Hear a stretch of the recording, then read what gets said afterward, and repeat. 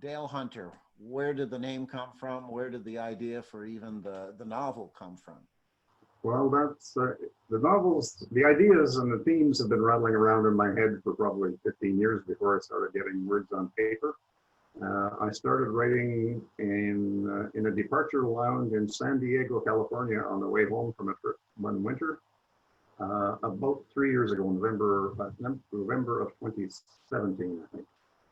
And so that was how it started. Dale Hunter was a name I used when I was doing so-called anonymous market research. Back before there was caller ID and I wanted to call a competitor and ask for his prices, I said, my name is not Dale, but Dell, or Dell, not Dale.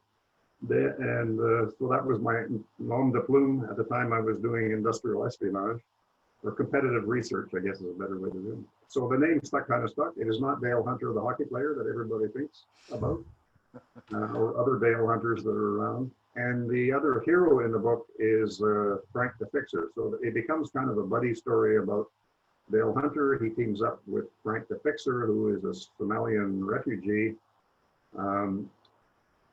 His real name is Faisal Mohammed Abu. He came to Canada and became a bit of a street gang, tough renegade enforcer of justice. And he and Dale became friends. He saved Dale from a couple of difficult episodes.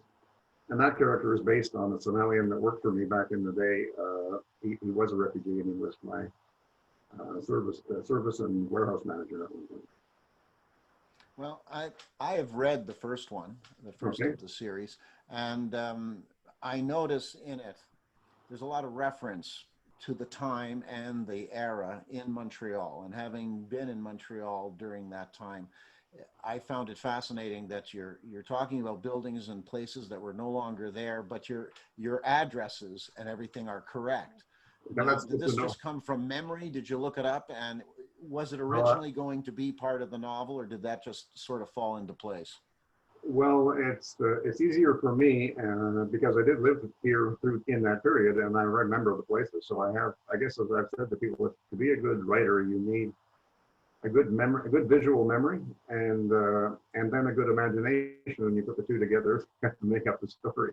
But yeah, I was careful to have it checked. My mother-in-law actually corrected me on some descriptions of Westmount, and other people have picked on, and sometimes I even got in arguments over with other technicians in the computer business of the 1980s who said, "No, that's not right." And I said, "Sorry, but it is right. I was there. I was a monitor expert. I do Yeah, know that what was I'm going to be doing." my next question. Is that I mean, I remember the era because I went to a lot of these business shows and whatever.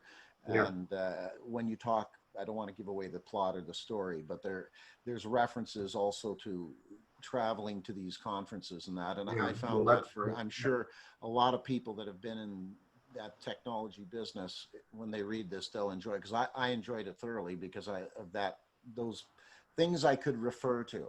And well, it it was. helped me get, actually in my mind, it helps me give a better image of who these characters are. So Yeah. I like that part of it. Well, you asked where it came from, and I've said to people, it's kind of for the most part, it's my worst nightmares that never happened. Some of them happened, but not all of them. And what was interesting for me living through that period was the learning the technology. It was, it was cell phones were brand new. 1989, we plugged in our first mobile phone, and it wasn't mobile unless the car was moving because it was attached to the car. And And then it was the old World War II walkie-talkie Motorola's that yeah, everybody that's had. right. Yeah, Yeah. yeah, So this series, you've got a fourth book. yeah. The fourth. Um, Yeah. is there going to be a fifth? Is this a thing that can continue? You Uh, know, well, I originally started, interestingly enough, with the series. I had a few ideas in my head, and I started with 5 titles and sort of slogans, one-line descriptions of what I thought it would be about. And the first one, "No easy money, is you never win playing by the rules." I should be able to remember them, but let me show you.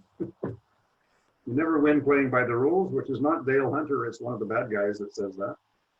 Uh, the second one, "Simply the best," is it may be simple, it's never easy. And the third one, "Merger Maniac," it's about the mafia, so it's basically some offers have to be refused. The next one, "Bad Boys in Boston," the theme is it's just business. It's never personal, and it's about human trafficking. And the first three are set in the 1980s with the technology of that era. The fourth novel, I've decided to bring it forward 30 years, so it's written about 2019, and we talk about computer hacking of the day, which makes it a little more relevant. And I also wrote it in the first person, so I'm talking about retired Dale Hunter. He and Frank are still buddies, and they're trying to track down a family member of Frank's family, a Somalian girl in Boston who gets kidnapped by the sex traffickers. Well, if you run out of material, we're starting into the world of AI as well as blockchain and cryptocurrency. So I don't think you'll run out of material for Dale to have to deal with. Yeah. Well, it's a challenge, as you know, Bernie, because to make a novel interesting, you have to make it interesting, entertaining, a little bit informative, maybe inspirational with some technology background, a little bit of history of Montreal or Las Vegas or Korea, New York, the places that I go in the novels. But you don't want to make it boring. You don't want it to be a technical textbook or instruction manual on how to build a monitor. It's more a matter of providing the background, make it more interesting. And I got conflicting input from my editors at one point. Is you don't need all that technical information, and the other editor said, "Hey, that was more interesting than I expected." I found that fascinating. Are there anything written in there that some people may recognize as themselves, or maybe a joke that you had between somebody personally? Is there any what they call them, Easter eggs? Yeah, the first people I have to worry about are family members, of course, to say, "Hey, is that me?" So I changed all the names, but people still figure out who I'm referring to. Most of the characters are opposites of real people or based on real people. With even Dale Hunter, he's a bit like me, but I've exaggerated both his good points and his bad points. His obsessive compulsive nature and a few other things are a bit like me, only he's worse.